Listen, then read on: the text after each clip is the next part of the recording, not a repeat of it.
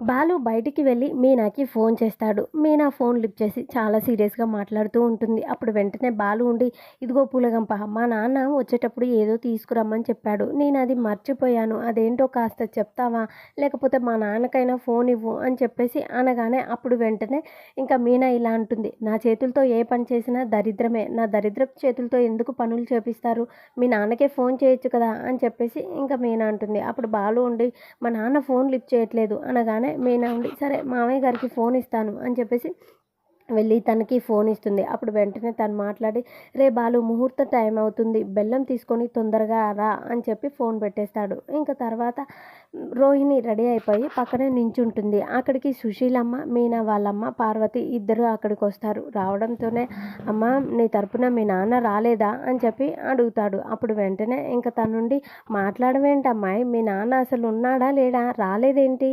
అని చెప్పేసి అనగానే ఇంక పార్వతి ఇలా అంటుంది, "చూడమ్మా, ఎన్ని గొడవలున్నా, ఎన్ని ఇబ్బందులున్నా తల్లిదండ్రుల దగ్గర పంతానికి పోకూడదమ్మా. తల్లిదండ్రులు ఎప్పుడైనా పిల్లల పెళ్ళిళ్ళు కళ్ళారా చూడాలి, తమ చేతుల మీదుగా జరిపించాలని ఆశపడతారు. ఒకసారి మీ నాన్నకి ఫోన్ చేసి మాట్లాడకపోయావా, రమ్మనకపోయావా?" అనగానే ప్రభావతి అటునుంచి వస్తూ ఉంటుంది. అప్పుడు వెంటనే రోహిణి ప్రభావతిని చూసి ఇంకా డ్రామా ప్లే చేస్తూ ఉంటుంది. తనని చూసి ఏడవడం, యాక్టింగ్ చేస్తూ ఉంటుంది. అప్పుడు వెంటనే ప్రభావతి వచ్చి, "ఏమన్నారు నా కోడల్ని? ఎందుకు ఏడుస్తుంది?" అనగానే వెంటనే సుశీలమ్మ ఉండి, "నీ కోడల్ని అంతగానం మేమేమన్నాము? అనరాని మాటలు ఏమన్నామని అంతలా ఏడుస్తుంది? తననే అడుగు" అని చెప్పి తనంటుంది. అప్పుడు వెంటనే రోహిణి ఉండి, మా నాన్న కావాలంట అత్తయ్య. మా నాన్నని తీసుకురమ్మని చెప్పి అడుగుతున్నారు" అని చెప్పి అంటుంది. "లేని నాన్నని ఎక్కడి నుండి తీసుకురాను? తను రావడం ఇష్టం లేదేమో, అందుకే తను రాలేదు" అని రోహిణి అంటుంది. అప్పుడు వెంటనే ప్రభావతి ఉండి, "అయినా మీకెందుకు? వాళ్ళ నాన్న వస్తాడు, రాడు. నా కోడల్ని నేను ఆస్తి చూసి, అందం చూసి, తన తల్లిదండ్రుల్ని చూసి చేసుకోలేదు. తను చూడగానే నా మనసుకు నచ్చింది.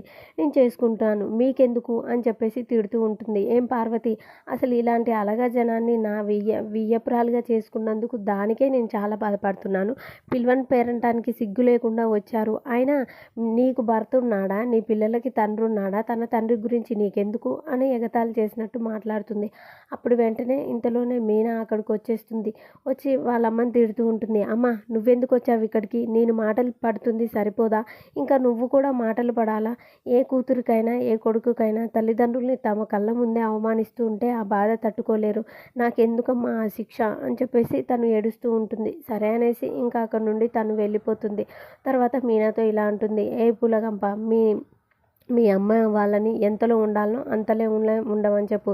ఈ పెళ్లి విషయంలో మీరు ఎలాంటి జోక్యం చేసుకోవద్దు" అని చెప్పి అంటుంది. తర్వాత మీనా అయితే రోహిణికి నగలు సర్దుతూ దగ్గరుండి చూసుకుంటూ ఉంటుంది. మళ్ళీ ప్రభావతి అక్కడికొచ్చేసి ఇలా అంటుంది, "నీకెన్నిసార్లు చెప్పినా బుద్ధి రాదా? నీకసలు సిగ్గనేదే లేదా? ఇలా ఎందుకు వద్దు అని చెప్తున్నా కూడా దగ్గరకొస్తున్నావు? నీ దరిద్రపు గొట్టు చేతులతో నా కోడల్నెందుకు ముట్టుకుంటున్నావు? నీ దరిద్రం తనకంటించడానికా? ఇంకొకసారి ఇక్కడ ఈ చుట్టుపక్కల కనిపించొద్దు. నీ దరిద్ర మొహంతో ఇక్కడ ఉండొద్దు" అని చెప్పేసి అలా తిట్టి తనని అవమానించి అక్కడి నుండి అయితే పంపించేస్తుంది. ఒక పక్క బాలు అయితే రోహిణిని ఏడిపించేవాడు పిఏతో గొడవ పడుతూ ఉంటాడు. వాడిని బాగా చితక్కొడుతూ ఉంటాడు రోడ్డు మీద. ఇంతలోనే తన తండ్రి అయితే తనకి ఫోన్ చేస్తాడు.